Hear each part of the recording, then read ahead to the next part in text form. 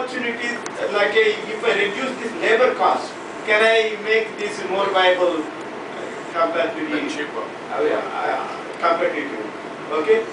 So have you tied up with any other, collaborative research? You have your core research.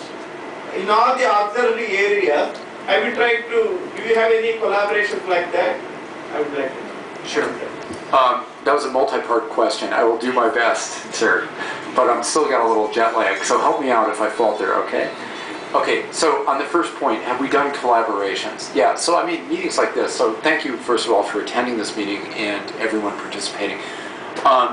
Yeah, I mean, it really came down to, first of all, in the industry, the photovoltaic industry. So our brothers in the photovoltaic industry, we work together, create industry associations, and then provide a vision and a consistent message out there so that we can essentially get the point across to that.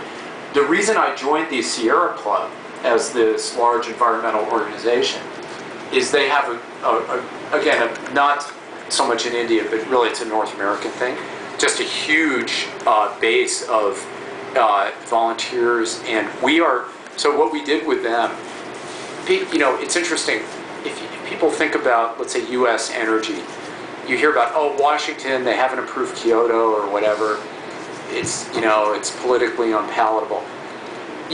Honestly, that's had like no impact on our business. The action is not in Washington, the action is at the states. So there's 50 states. In the US, there are 3,000 electric utilities. And each utility, really, I mean, every plant, they have to go to the state, the Public Utility Commission, get it approved.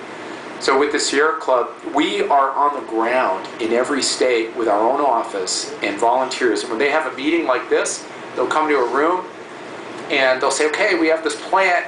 So who wants this plant? The utility guy stands up and says, yeah, we need the plant.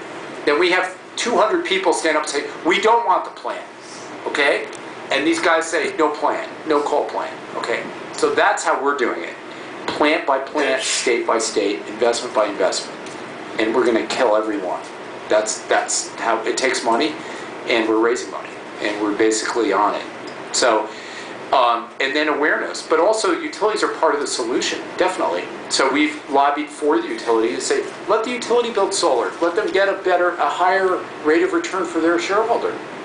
Okay, if they normally get a return, I don't know what it is here, 8%.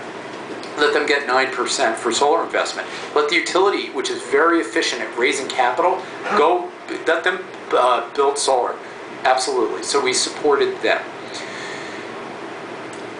Your second question dealt with what? I'm sorry. Labor costs. Oh, labor costs. Yeah. So the reason why is this stuff? Why is there more labor? Because in the coal plant, you basically have this cheap upfront investment, and then a longer-term investment on the fuel. What's happened is the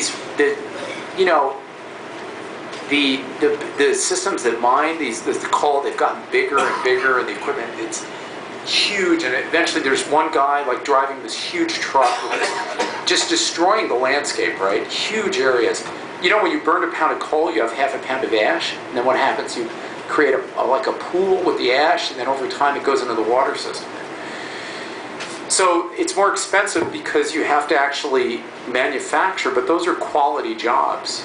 They're basically skilled and semi-skilled labor jobs, and then maintain these systems in the field. So it's high quality jobs to do the installation. So definitely we want, through more automation, to reduce the labor content, but I don't know if labor content's really a bad thing. I would say it's kind of a good thing to do high quality jobs. We definitely need to do more to have more productivity out of these systems, increasingly longer life and so forth, but it's pretty good right now. So I don't know, do you want to comment your own business? So Mr. Surana is in the panel business. Yeah.